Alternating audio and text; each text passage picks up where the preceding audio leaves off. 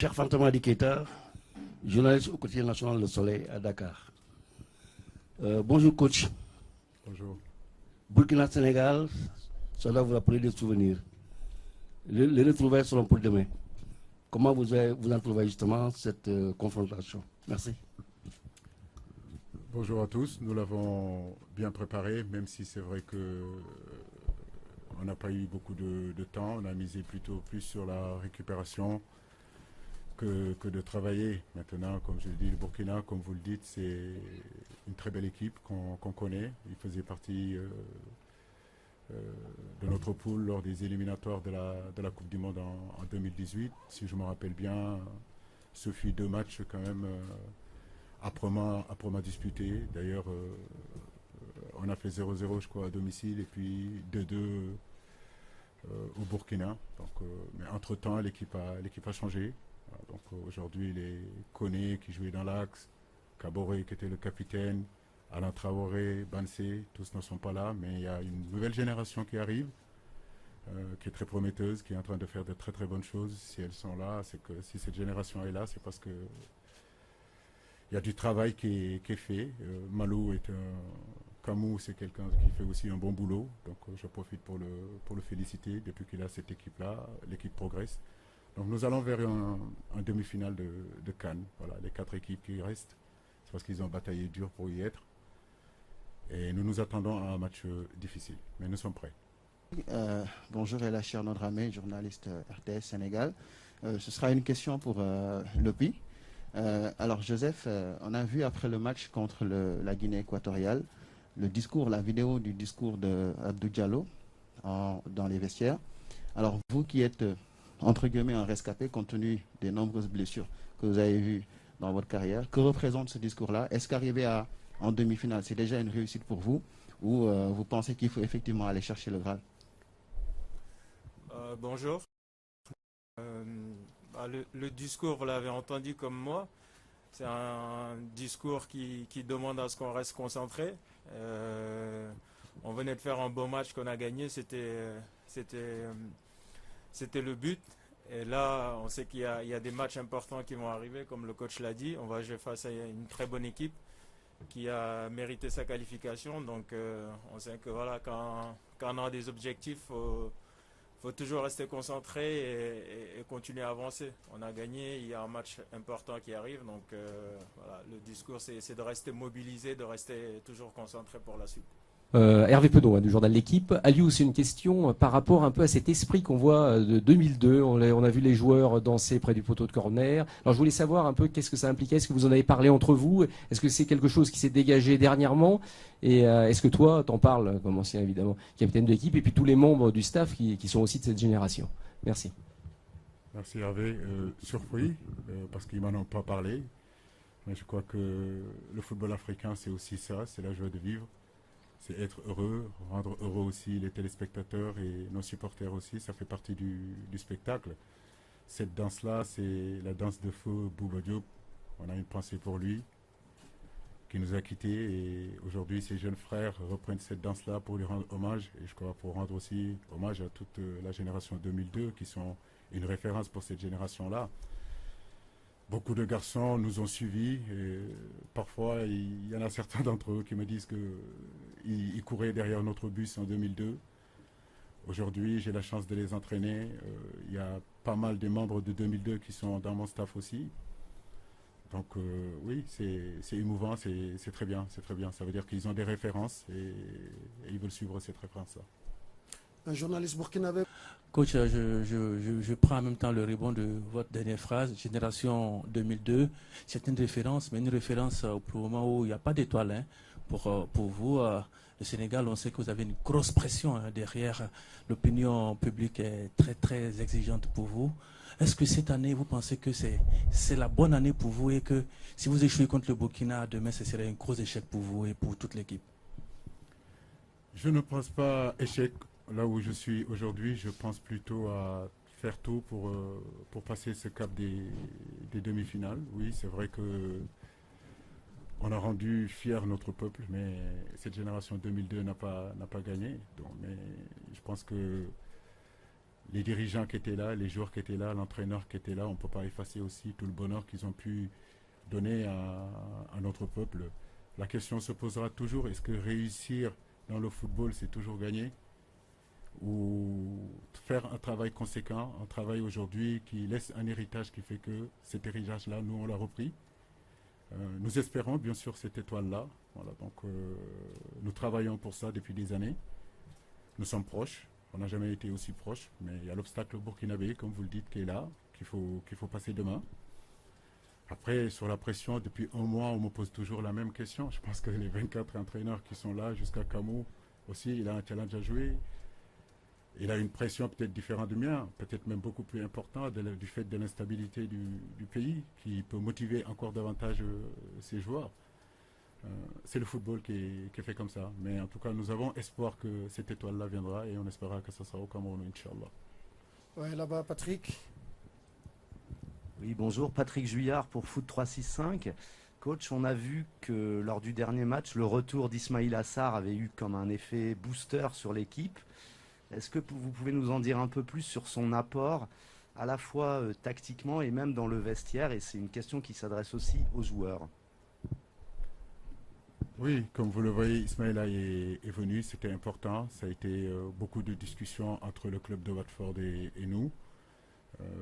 Mais je pense que comme Watford aussi, c'est des gens intelligents comme notre fédération. On a trouvé un consensus, on s'est mis d'accord que le garçon pouvait y revenir. Nous les remercions pour ça.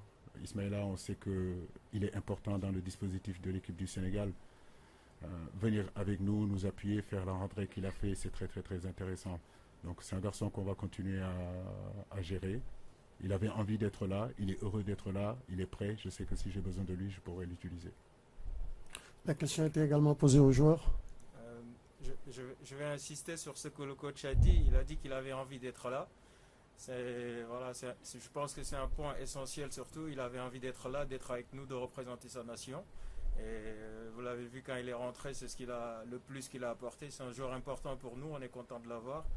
Et j'espère que ce sera de bon augure pour l'équipe. Bonjour à tout le monde, bonjour coach, bonjour Lobby. Coach, qu'est-ce que ça vous fait aujourd'hui de retrouver votre ossature, l'ossature de l'équipe nationale du Sénégal? C'est toujours important d'avoir l'ensemble de son groupe. Pour un entraîneur, c'est vous donner plus de possibilités, c'est vous donner plus d'options, de vous donner aussi la possibilité de changer les choses en cours de match. Et aujourd'hui, c'est vrai, nous avons l'ensemble de ce groupe-là. Donc, ça me donne plus de cartes en main. Nous savons que nous allons vers un match compliqué. Il nous faudra être patient. Il nous faudra jouer notre jeu, mettre en place notre jeu. Et que, oui, ça peut aller aux prolongations, ça peut aller au tir au but. À ce niveau-là, je crois que le plus important, c'est de passer. Mais c'est très bien d'avoir l'ensemble de mon effectif au complet. Question. Aliou, Goloko, bien sûr. Bonsoir coach, bonsoir Joseph Lopi. J'ai une question pour Joseph Lopi. Vous allez disputer votre première demi-finale en phase finale, votre première demi-finale en Coupe d'Afrique des Nations. Est-ce que vous avez une pression, vous personnellement, et c'est quoi le mot d'ordre pour ce match de demain? Bonjour. Une pression, elle est positive alors. J'ai envie de jouer, envie de continuer à représenter dignement notre drapeau. Après, on n'a pas de pression particulière. Ça reste un match de football qu'il faut bien aborder, qu'il faut bien préparer. On sait qu'on a en face de nous un très bon adversaire, comme j'ai dit tout à l'heure, qui a mérité sa qualification, qui aura envie aussi de gagner et de continuer l'aventure. Et voilà, nous aussi, on a envie de gagner, on a envie de continuer l'aventure. Donc ça sera un match disputé. À nous de faire ce qu'il faut sur le terrain, comme on l'a montré sur le dernier match pour continuer l'aventure. Là-bas, au fond, en chemise bleue. Merci Aliou. Bonjour coach, bonjour Lepi. Adama Kandé, 2S Sénégal. Alors, Aliou, vous avez connu un début difficile dans ce tournoi. Au début, les observateurs étrangers, les Camerounais, les Sénégalais, tout le monde doutait de vous. Mais au fil des matchs, vous retrouvez votre forme, votre niveau attendu. Est-ce que comment c'est accueilli dans la tanière? Une source comme une pression ou comme une motivation?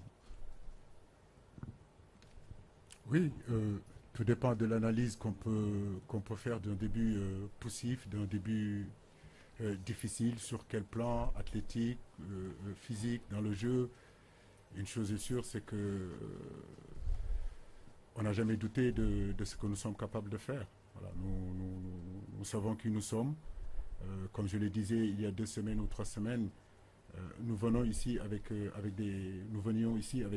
une certitude, avec des certitudes. Petit à petit, les cours de la vie ont fait que cette certitude s'est effritée un petit peu. Il a fallu faire dos rond, il a fallu s'accrocher, il a fallu mobiliser, remobiliser tout le monde et avoir des croyances, donc et travailler. C'est ce qui nous a amené là où nous sommes aujourd'hui.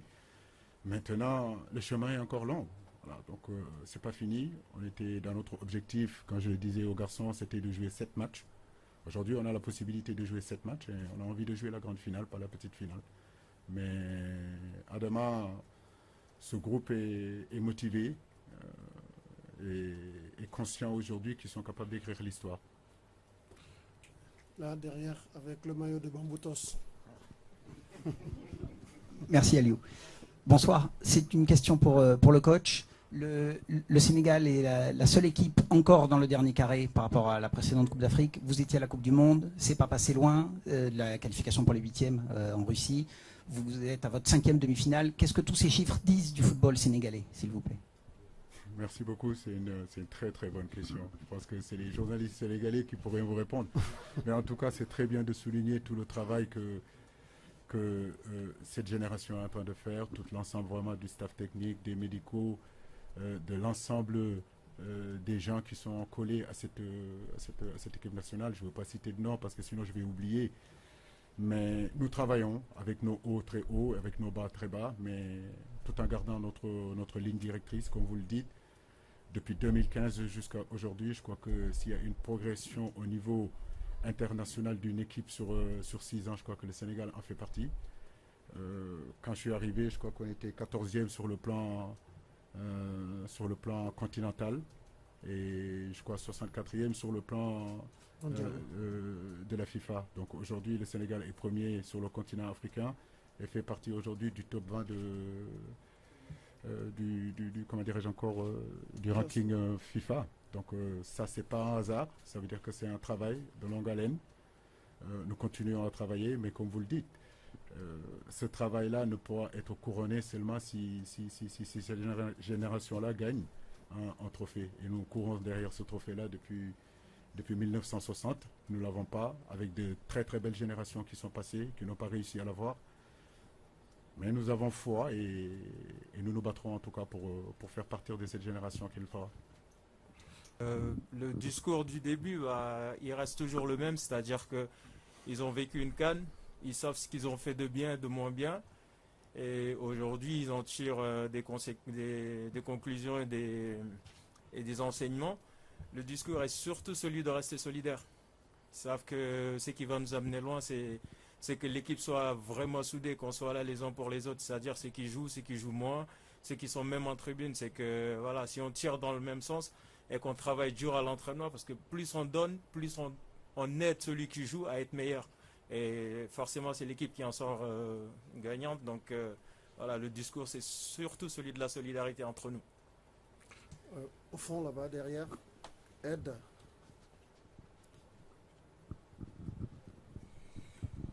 Merci beaucoup. Une question de nouveau pour Aliou Cissé. Vous avez fait partie des meilleurs moments de football de l'histoire du Sénégal, la Coupe du Monde 2002-2018, mais aussi le moment le plus douloureux en 2002, le penalty raté dans la finale contre Cameroun, et aussi le final en 2019. À quelle importance pour vous, personnellement, que vous allez jusqu'au bout dans ce tournoi de la CAN, après tout le travail que vous avez effectué jusqu'au présent et la legacy que vous avez laissé jusqu'au présent? Et peut-être Joseph Lopi, c'est aussi un joueur qui était inspiré. Une question. C'était pas une question. Merci, Els. Merci, c'est une question à double lame tranchante, comme on dit, la carotte et puis la lame. Mais oui, j'ai ce privilège-là de faire partie aujourd'hui des gens qui écrivent l'histoire de leur pays dans ce football. Mais il n'y a pas que moi. D'autres sont encore là, ils continuent. D'autres ne sont plus là. On a nos pensées aussi à tous les gens qui ne sont pas là et qui ont contribué à que notre football, notre sport qu'on aime, que notre pays aime, aille de l'avant. C'est vrai, jusqu'à présent, on a fait des très très très grandes choses, comme je l'ai dit. Mais on a connu aussi nos heures de déception. On a connu des larmes, on a connu des moments très compliqués. Mais ça, c'est le football aussi. C'est ce qui fait partie aussi de notre expérience, c'est ce qui fait partie de notre vie. Et aujourd'hui, c'est une autre page qui s'ouvre en nous donnant l'opportunité justement de pouvoir véritablement faire partie de cette génération qui peut gagner. Mais je crois que c'est une motivation, c'est tous les jours, c'est un marathon, voilà, ne jamais arrêter, continuer tout le temps, croire qu'au bout, la lumière sera là. Oui. Ici devant. Votre équipe a fait 338 passes contre 411 pour l'adversaire. Elle a fait 45% de possession contre 55%, même si sur le plan offensif, le résultat est là. Comment comptez-vous aborder ce match-là contre le Burkina Faso si on sait que depuis le début de la compétition, votre équipe a souvent pris le dessus sur l'adversaire par rapport au jeu, contrairement au dernier match? L'efficacité est là. Comment comptez-vous faire pour garder cette efficacité offensive pour que le Sénégal puisse franchir ce carré d'as? Merci. Oui, c'est tout le paradoxe qu'il y a sur ces 5 journées, que ce soit en match de poule, on a eu la possession, on n'a pas marqué. On a fait plus de passes que l'adversaire, on n'a pas marqué. Sur ce match contre la Guinée, on n'a pas eu la possession, mais on marque quand même 3 buts. Donc pour vous dire qu'il n'y a pas de logique dans le football. Les statistiques, c'est très bien, mais il y a les réalités du terrain. Dès lors, on a ouvert le score. Bien sûr qu'on a joué un peu plus prudemment, chose qu'il faut éviter en première période. Je pense qu'il faut continuer à jouer. Mais c'est normal aussi, quand tu reviens au score, à la mi-temps, ils égalisent. Et qu'à un moment donné, tu reviens encore à être devant. La physionomie du match n'est plus le même. La pensée du match n'est plus le même. Donc il fallait quand même qu'on soit équilibré, laisser le ballon un petit peu à cet adversaire-là.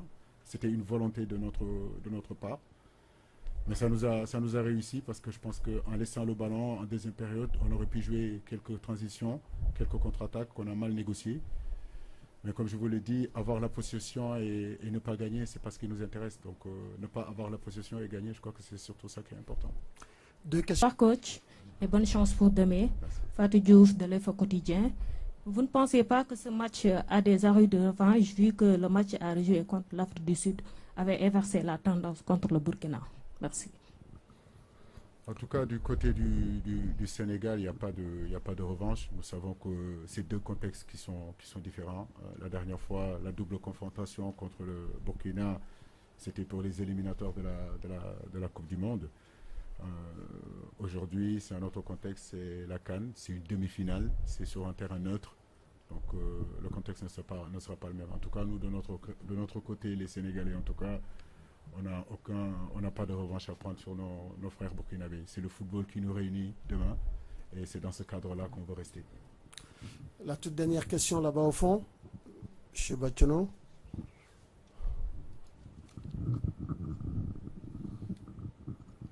Merci Aliou, Antoine Batiano des éditions Le Pays, Burkina Faso. Favori, le Sénégal est très attendu sur la plus haute marche du podium.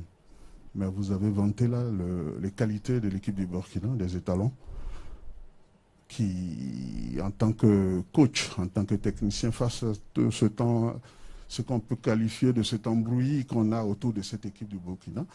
Alors, qu'est-ce qui peut se passer dans la tête du technicien que vous êtes face à une équipe qui est de plus en plus dopée, face à ce que vous évoquiez vis-à-vis de la situation, par rapport à la situation que le pays vit, les joueurs qui sont hyper motivés.